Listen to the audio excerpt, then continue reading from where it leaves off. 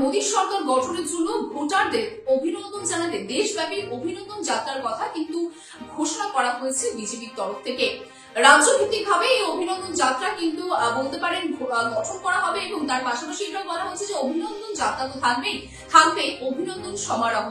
তবে রাজনৈতিকবিদরা কিন্তু এই অভিনন্দন যাত্রাকে বলছেন যে লোকসভা নির্বাচনের সময় কংগ্রেসরা কিন্তু একাধিকবার তার প্রচারে বিজেপি বিরোধী প্রচার করেছিল এবং যার জন্য এই যাত্রাকে মূলত রাজনীতিবিদরা মনে করছেন কংগ্রেসের নির্বাচনী প্রচারের পাল্টা ন্যারেটিভ তুলে ধরা তার লক্ষ্য। তবে এই যে সম্পূর্ণ দেশব্যাপী যে অভিনন্দন যাত্রা হবে সেই অভিনন্দন যাত্রা বা এই কর্মসূচির দায়িত্বে কিন্তু থাকবেন বিজেপির national general secretary Sunil Bansal.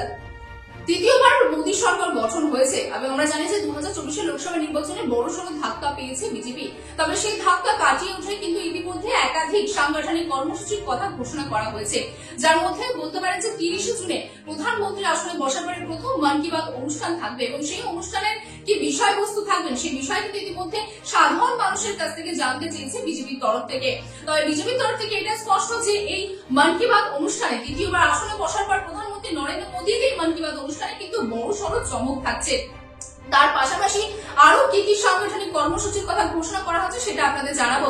প্রথমে চলে যাব 21শে জুনে। 21শে জুনে কিন্তু সরকারিভাবে আন্তর্জাতিক যোগা দিবস অর্থাৎ যোগ দিবস কিন্তু পালনের কথা বলা হয়েছে বিজেপির তরফ থেকে এবং তার পাশাপাশি এটাও বলা হচ্ছে যে বিজেপির সমস্ত নেতৃবৃন্দরা কিন্তু এই আন্তর্জাতিক যোগ দিবস 21শে জুনে কিন্তু তারা অংশগ্রহণ করবে।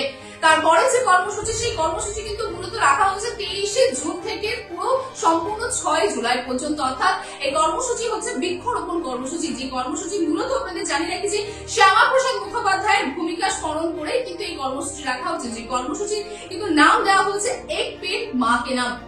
তারপরে চলে আসবে পরবর্তী কর্মসূচির কথা, যে পরবর্তী কর্মসূচি কিন্তু 25শে জুন রাখা হয়েছে এবং এই কর্মসূচিকে মূলত কিন্তু বলা হয়েছে আপাতকালকা কালা দিবস। অর্থাৎ এমার্জেন্সির সময়ে যে সমস্ত নেতাবৃন্দরা জেল বন্দী ছিলেন তাদের মধ্যে জীবিত নেতাবৃন্দদের বাড়িতে কিন্তু এই বিজেপি নেতাবৃন্দরা যাবেন এবং তাদের সঙ্গে কথা বলবেন। অর্থাৎ বলতে পারেন যে তৃতীয়বার আসনে বসার পরে কিন্তু পরপর কতগুলি সাংগঠনিক যে কর্মসূচি সেই কর্মসূচি কিন্তু ইতিমধ্যে বিজেপির তরফ থেকে ঘোষণা করা হয়েছে।